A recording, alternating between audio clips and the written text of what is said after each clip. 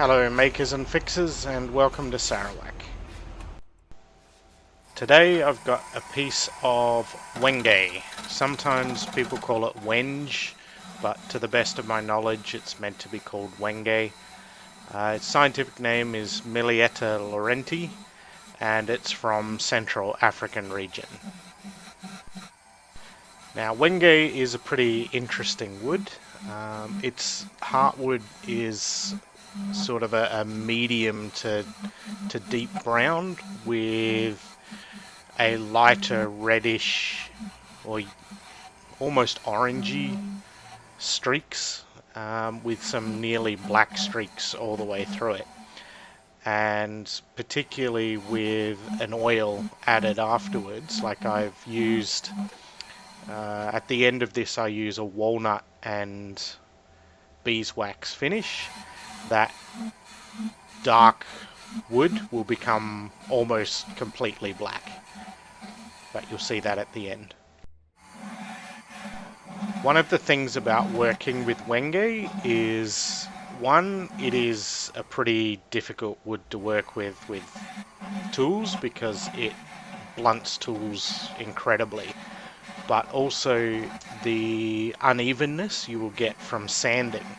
Because of the differences in density between the lighter coloured wood and the darker coloured wood, anytime you sand over the top of it, you end up with a visible and quite touchable difference between what has been sanded away each time. So you end up with a very pronounced grain that you can feel no matter how much you sand over the top of it.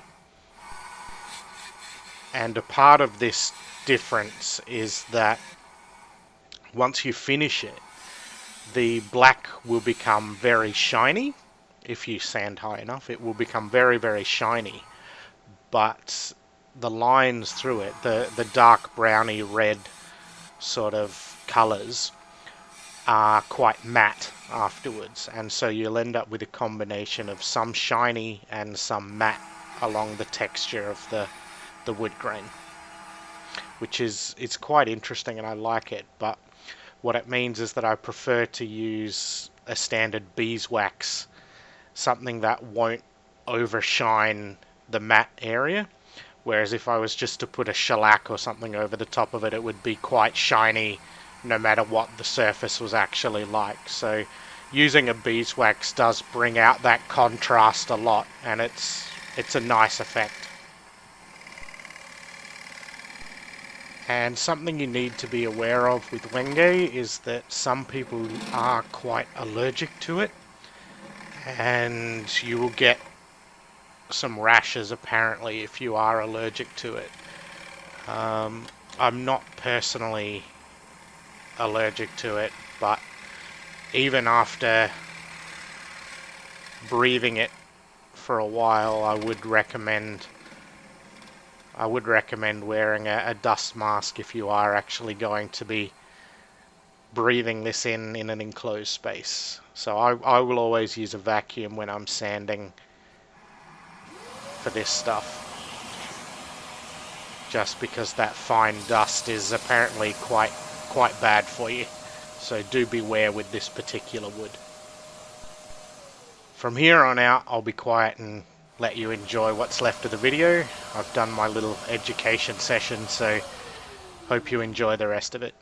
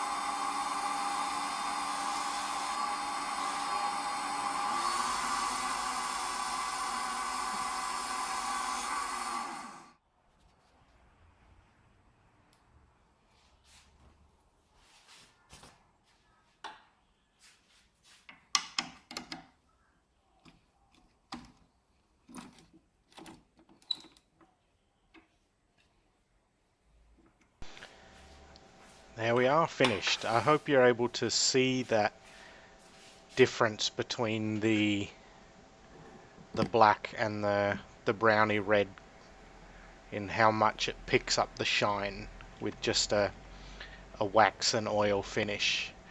And that's what I really like in Wenge, and that's why I try to highlight it a bit in this. Well, like it if you liked it, subscribe, all that stuff, and hopefully I'll catch you in the next video. Have fun making things, guys.